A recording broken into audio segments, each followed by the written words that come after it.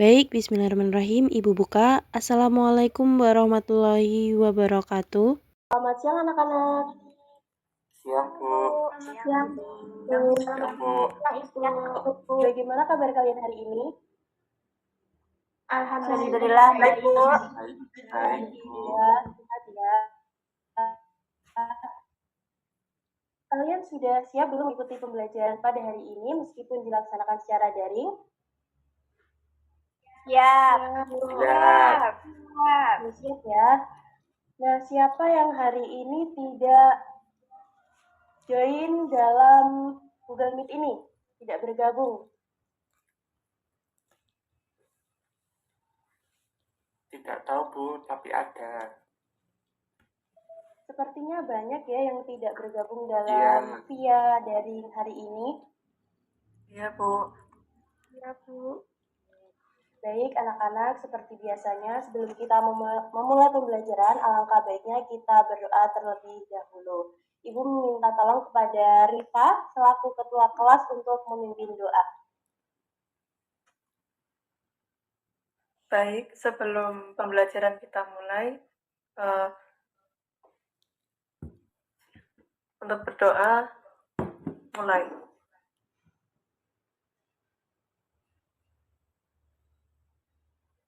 Doa selesai. Baik, terima kasih pada Rifa yang telah memimpin doa. Nah, anak-anak, pada pertemuan sebelumnya, pada pertemuan minggu lalu, kita telah mempelajari mengenai struktur dari teks negosiasi. Nah, dari anak-anak sendiri, ada yang masih ingat apa saja struktur dari teks negosiasi itu apa saja? Siapa yang masih ingat? Saya. Ayo, siapa? Putri. Silahkan, Tri. Ya, itu strukturnya ada orientasi, kemudian permintaan, pemenuhan, penawaran, persetujuan, dan penutup, Bu. Baik, pintar sekali, Tri ya. Pada hari ini kita juga akan melanjutkan materi mengenai teks negosiasi. Nah, namun sebelum itu Ibu akan menampilkan sebuah video. Kalian bisa simak ya anak-anak. Sebentar, Ibu akan share terlebih.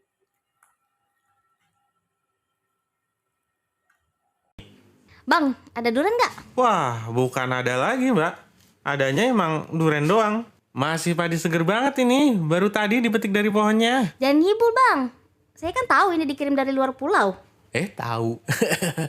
Berapaan? Murah aja, Mbak, kalau di sini mah. 300.000 doang. Yang bener aja lu, Bang. Mau berangkat haji? Lah, pasarannya emang segitu, Mbak. 50.000 lah, saya beli 3 nih. 50.000 mah mending Mbak beli sukun.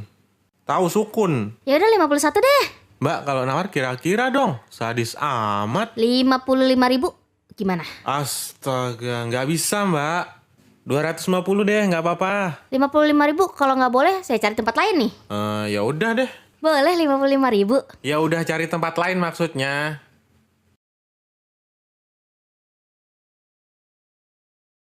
Katanya mau pergi. 65 deh, Bang. Udah mahal itu. Ya Tuhan, masih aja. Enggak, Mbak, nggak dapet segitu. Abang pikir saya nggak tahu? Itu kan harganya pasti Abang naikin 3 kali lipat kan? Menurut Mbak, kenapa saya naikin? Ya karena orang kayak Mbak ini.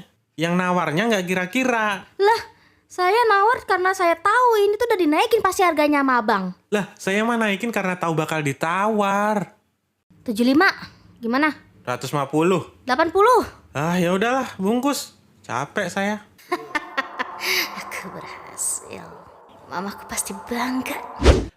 Bu Laras habis beli durian juga? Iya nih Mbak, habis beli di pasar. Dapat harga berapa, Bu? Murah Mbak, cuma 50.000. 80. Murah Mbak, cuma 50.000. 80. Murah Mbak, cuma 50.000. Mama, maafkan aku.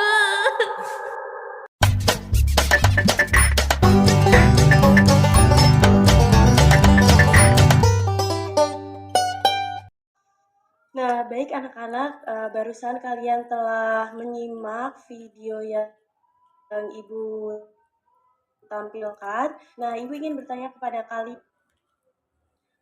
setelah menyimak video yang Ibu tampilkan tadi, coba kalian bandingkan Mbak-mbak yang memakai baju ungu tadi itu kan melakukan penawaran dengan merayu penjual. Nah, bandingkan dengan kalimat ancamannya. Menurut anak-anak sendiri, manakah kalimat yang akan mengubah keputusan dari si penjual dan mengapa si mbak-mbak baju berwarna ungu ini itu tidak langsung membayar duriannya? Ada yang tahu kenapa?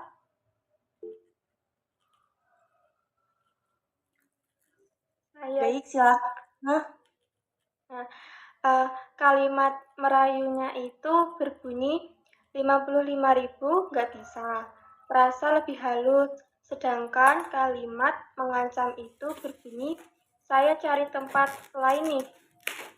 Menekan penjual agar cepat sepakat. Pembeli tidak langsung membayar 300.000 karena ada perbedaan kepentingan. Atau harga awal penjual terlalu tinggi dibanding kemampuan atau keinginan bayar dari pembeli itu sendiri. Begitu, Ibu. Baik, pintar sekali ya Nana. Jawabannya tepat sekali. Nah, untuk yang kedua, Ibu ingin bertanya kepada anak-anak juga. Nah, tadi kan penjualnya itu mengatakan bahwasanya baru saja dipetik dari pohon dan juga harganya murah saja. Nah, coba bandingkan kalimatnya dengan pembeli saat mengatakan sadis amat. Nah, apa perbedaan dari kedua gaya bahasa tersebut? Apa ada yang tahu? Ayo, siapa yang tahu? Silakan Ica. Jadi gaya bahasa penjual itu bertujuan untuk meyakinkan dan membujuk pembeli ini menonjolkan kelebihan barangnya, sedangkan gaya bahasa pembeli ini bertujuan untuk menolak dan menawar. Oke, pintar sekali ya Ica. Jawabannya juga tepat. Nah, yang terakhir nih, di dalam video tersebut itu ada kata sapaan dan itu berbunyi Mbak dan juga Abang. Nah, coba kalian bandingkan apabila antara penjual dan pembeli itu mengatakan kata woi dan kamu. Nah, jadi apa fungsi sapaan Mbak dan juga Abang untuk mencairkan suasana dalam obrolan tersebut? Apa ada yang tahu siapa? Baik, silahkan Erli. Fungsi sapaan Mbak dan Abang adalah untuk menjaga keakraban dan kesantunan agar suasana tawar-menawar tetap cair dan nyaman. Jika diganti kata woi atau kamu, Bu, itu gaya bahasanya berubah menjadi tidak sopan atau kaku dan tidak bisa memicu pertengkaran sehingga negosiasi gagal. Seperti itu, Bu. Oke, pintar sekali Erli, jawabannya juga tepat sekali ya. Ini akibat kamu. Oke, nah anak-anak itulah yang akan kita pelajari hari ini. Jadi menyampaikan suatu negosiasi itu bukan seberapa banyaknya kalimat penawaran maupun penolakan yang kita ajukan kepada penutur, tetapi kita juga dituntut untuk menggunakan bahasa yang tepat. Nah, hari ini kita akan belajar mengenai unsur kebahasaan teks negosiasi, mulai dari pronomina atau kata ganti, lalu ada kalimat langsung, kalimat deklaratif dan juga interogatif, mohon maaf, dan ada kalimat persuasif serta tutur sapaan. Nah, dengan mempelajari teks negosiasi tentunya akan bermanfaat sekali dalam kehidupan sehari-hari. Dengan mempelajari unsur kebahasaan teks negosiasi, kita itu dapat berkomunikasi secara santun, lalu kita dapat bernegosiasi dengan cerdas tanpa menimbulkan konflik. Nah, anak-anak perlu diketahui juga bahwasanya dengan belajar unsur kebahasaan teks negosiasi itu ternyata tidak hanya berlaku saja pada mata pelajaran bahasa Indonesia, tetapi juga berlaku pada mata pembelajaran lain. Contohnya seperti pembelajaran sosiologi. Di situ kan kalian itu dituntut untuk berinteraksi dengan masyarakat, kalian melakukan penawaran, tentunya harus menggunakan bahasa yang sopan dan juga santun. Bukan hanya di pembelajaran sosiologi saja, tetapi juga pada pembelajaran matematika. Ini sangat relevan sekali anak-anak. Kalian dalam pembelajaran matematika itu tentunya diminta untuk menghitung, misalkan saja menghitung potongan harga, lalu melakukan penawaran harga, dan lain sebagainya. Dan yang terakhir itu, dalam pembelajaran ekonomi, kalian itu pasti sudah mempelajari tentang permintaan, penawaran, maupun kesepakatan untuk mencapai kemenangan atau yang disebut dengan win to win. Mohon maaf, memang salindianya belum Ibu sampaikan ya. Sebentar ya anak-anak.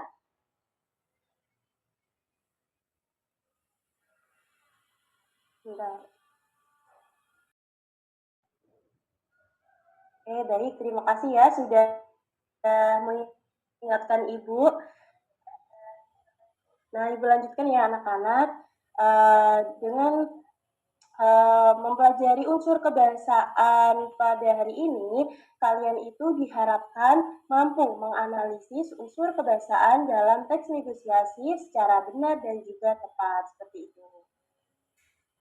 Nah, seperti yang sudah Ibu jelaskan tadi, bahwasanya unsur kebahasaan dalam teks negosiasi itu ada 5. Yang pertama itu ada fenomena atau kata ganti, lalu yang kedua ada kalimat langsung, yang ketiga ada kalimat deklaratif, dan juga interogatif. Mohon maaf, ini kurang Ibu tambahkan. Lalu yang keempat itu ada kalimat persuasif, dan yang kelima itu ada tuturan pasangan.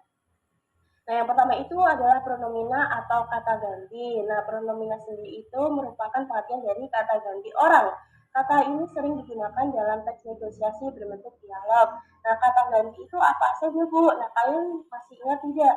Ada kata ganti orang pertama seperti kata ganti orang pertama tunggal itu ada saya, aku, seperti itu.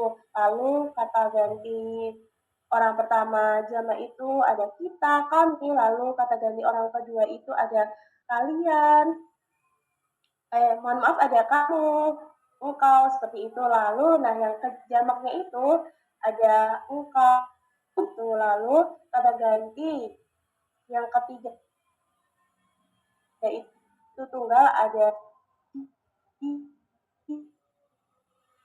iya, menarik seperti itu. Semua kalimat yang berbentuk dialog itu pasti menggunakan kalimat langsung yang ditandai dengan tanda kutip atau petik 2 seperti itu. Yang mana kalimat langsung ini langsung disampaikan oleh si penutur. Lalu yang ketiga itu ada kalimat deklaratif dan juga interogatif. Kalimat deklaratif sendiri merupakan kalimat yang menyatakan suatu informasi atau berita. Sementara interogatif itu merupakan kalimat yang digunakan untuk menanyakan sesuatu, seperti itu. Nah, lalu yang terakhir itu ada kalimat persuasif, di mana kalimat persuasif ini merupakan kalimat yang bertujuan untuk membujuk, menarik perhatian, ataupun mempengaruhi, seperti itu. Lalu yang kelima atau yang terakhir itu ada tuturan pasangan, di mana ini itu intinya adalah tanya jawab antara pembicara dan juga lawan bicaranya sendiri. Tuturan pasangan itu sebagai respon ataupun tanggapan terhadap tuturan yang disampaikan oleh pembicara. Nah, itu dia anak materi yang baru saja Ibu sampaikan. Coba sekarang kalian itu baca contoh teks negosiasi berikut ini. Sudah kalian baca ya anak-anak? Sudah, Bu. Oke, baik. Nah, berikut analisis unsur kebahasaan teks negosiasi barusan ya anak-anak. Di sini siapa yang bisa menyebutkan alasannya?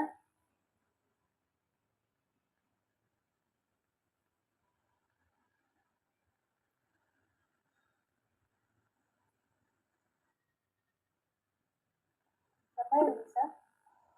Saya, Bu. Silakan, Diva. Baik, alasannya itu karena menggunakan pronomina persona tunggal, yaitu saya. Benar sekali, Rifa. Pintar sekali. Baik, selanjutnya itu kalimat langsung. Silakan, siapa yang bisa?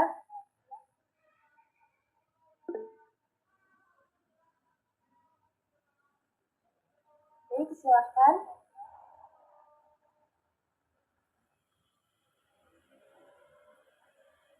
Silakan, Mawar.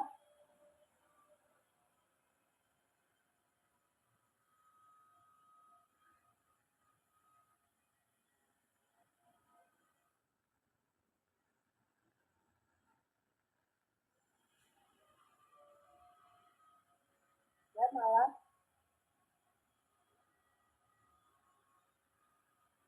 Sepertinya ini malah terkendala suara ya. Yang lainnya apakah ada yang bisa?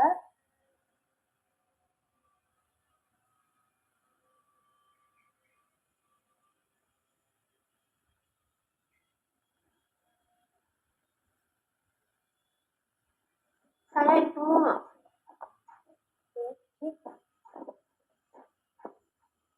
Kutipannya itu seperti penjual 30.000 Bu, murah gitu Ibu. Baik anak-anak. Benar sekali. Baik anak-anak, Ibu rasa kalian sudah paham sekali ya mengenai unsur kebiasaan dari teks negosiasi. Karena kalian sudah paham, saatnya kalian berdiskusi kelompok. Nah, Ibu sudah membagi kalian itu dalam beberapa kelompok ya. Bisa dilihat di grup WhatsApp ya anak-anak. Baik Bu.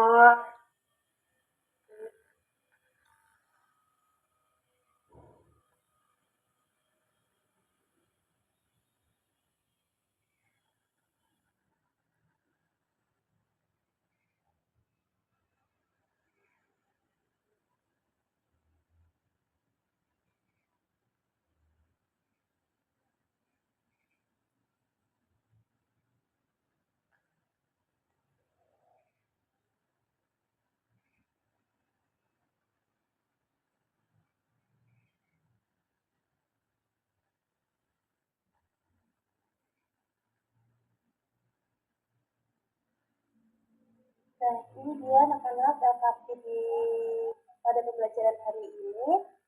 Di sini ada tujuan pembelajarannya. Kalian itu dapat menganalisis unsur kebiasaan teks negosiasi secara benar dan juga tepat. Lalu kan Ibu sudah membagi kalian menjadi 4 kelompok ya. Dan di sini setiap kelompok bisa memindai kode batang yang tersedia di bawah ini ya. Kemudian dianalisis unsur kebahasaan dari teks negosiasi tersebut. Bisa dipahami anak-anak? Bisa Bu. Bisa Bu. Baik, Ibu akan memberikan kalian waktu selama 15 menit untuk mengerjakannya ya. Silakan kalian berdiskusi dengan rekan kelompoknya masing-masing. Untuk kameranya tetap dihidupkan ya anak-anak. Oke, baik, karena waktunya sudah 15 menit dan kalian sudah mengumpulkan jawabannya, berikut Ibu akan pilih secara acak saja ya anak-anak, kelompok mana yang mempresentasikan hasil diskusinya. Bentar, Ibu akan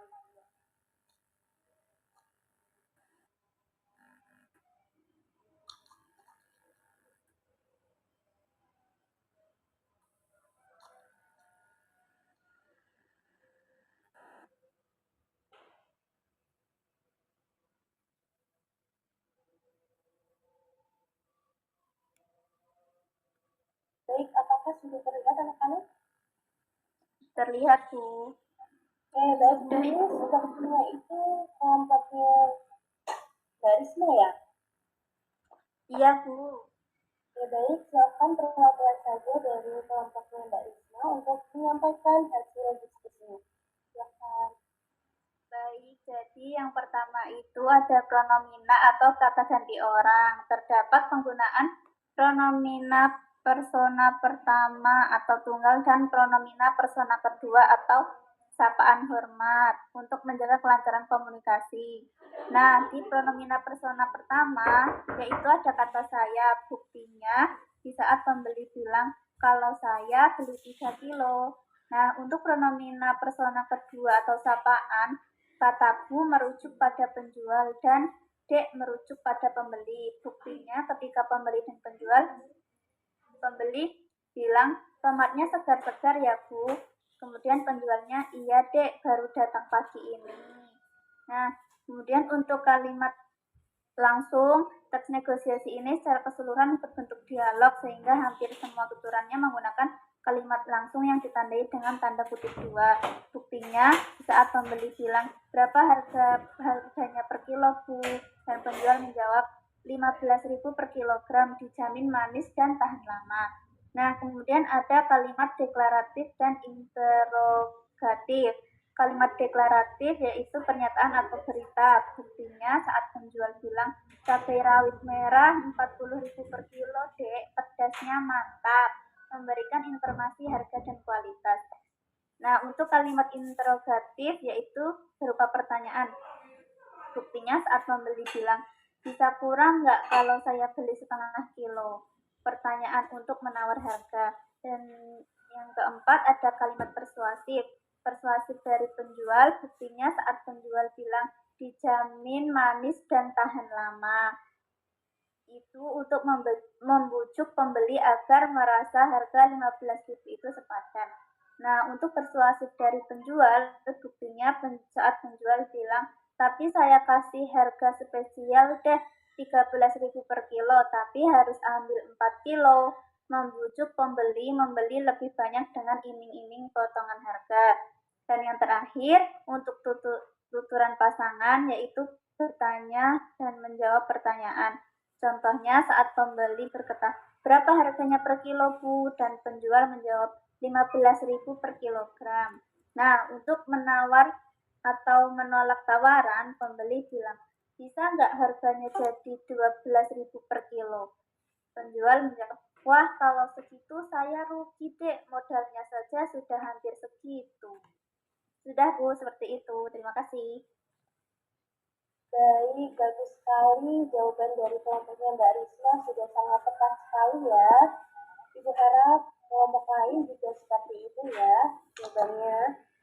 Tapi saran dari Ibu berkaitan dengan tuturan pasangan itu masih ada yang belum lengkap Risma. Tadi itu mengucapkan terima kasih tentunya kepada penjualnya seperti itu. Mungkin di lain waktu bisa dilengkapi kembali ya. Tapi secara keseluruhan jawabannya sudah sangat baik sekali. Terima kasih Risma dan juga teman-teman. Baik, anak-anak, pembelajaran hari ini itu sebenarnya sudah selesai, tapi sebenarnya itu Ibu ingin memberikan kalian itu suatu permainan. Tapi karena waktunya terbatas ya anak-anak, sebentar lagi bel untuk pembelajaran selanjutnya itu akan tiba, jadi untuk permainannya kita di anak-anak. Nah, anak-anak, karena pembelajaran hari ini sudah selesai, siapa yang bisa menyimpulkan pembelajaran pada hari ini? Saya, Bu. Saya Ibu. Siapa? Devina ya, silakan Devina. Saya. Baik Ibu, jadi kesimpulan dari pembelajaran kita hari ini yaitu unsur kebahasaan teks negosiasi itu terdiri dari pronomina, kata ganti, kalimat langsung, kalimat persuasif, hingga struktur tuturan pasangan. Nah, dengan memahami unsur kebahasaan dalam teks negosiasi, kita dapat berkomunikasi serta bernegosiasi dengan cerdas tanpa menimbulkan konflik. Gitu Ibu. Bagus sekali Devina jawabannya. Terima kasih banyak telah menyimpulkan pembelajaran hari ini. Benar sekali ya apa yang dikatakan oleh Devina, bahwasanya dengan mempelajari unsur kebahasaan teks negosiasi, kita itu mampu bernegosiasi secara cerdas tanpa menimbulkan konflik. Nah, anak-anak, bagaimana menurut kalian pembelajaran pada hari ini? Apakah menyenangkan? Menyenangkan. Terima kasih anak-anak atas refleksi pembelajaran hari ini bagi Ibu. Semoga pembelajaran kedepannya lagi lebih interaktif lagi anak-anak, dan semoga kita dapat bertemu secara langsung, karena pembelajaran daring seperti ini memang banyak sekali kendalanya anak-anak. Jadi Ibu juga kadang konsultan itu anak-anak. Baik anak-anak, untuk rencana selanjutnya kalian akan mempelajari mengenai cara menulis teks negosiasi yang berbentuk naratif. Namun sebelum itu, Ibu ingin memberikan sedikit pelatihan kepada kalian ya anak-anak soal penilaian akhir mengenai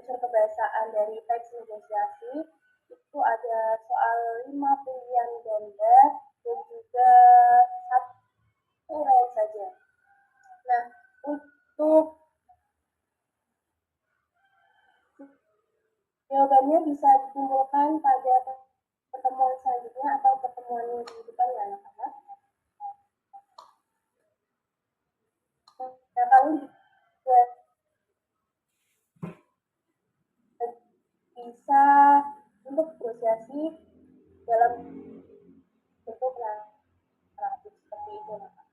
Jadi karena pembelajaran hari ini sudah cukup, kita akhiri pembelajaran hari ini dengan berdoa terlebih dahulu. Silakan ketua kelas untuk menutup pembelajaran pada hari ini. Untuk menutup pembelajaran pada siang hari ini, berdoa mulai. Berdoa selesai. Jadi, terima kasih pada Rika yang telah mengakhiri kelas hari ini. Ibu cukupkan sekian. Mohon maaf sekali anak-anak atas kendala yang terjadi. Semoga kita dapat ketemu secara tatap muka ya anak-anak. Ibu akhiri, kurang lebihnya ibu mohon maaf. Wassalamualaikum warahmatullahi wabarakatuh. Terima kasih anak-anak. Waalaikumsalam. Waalaikumsalam warahmatullahi wabarakatuh. Terima kasih, Terima Bu. kasih. Terima kasih.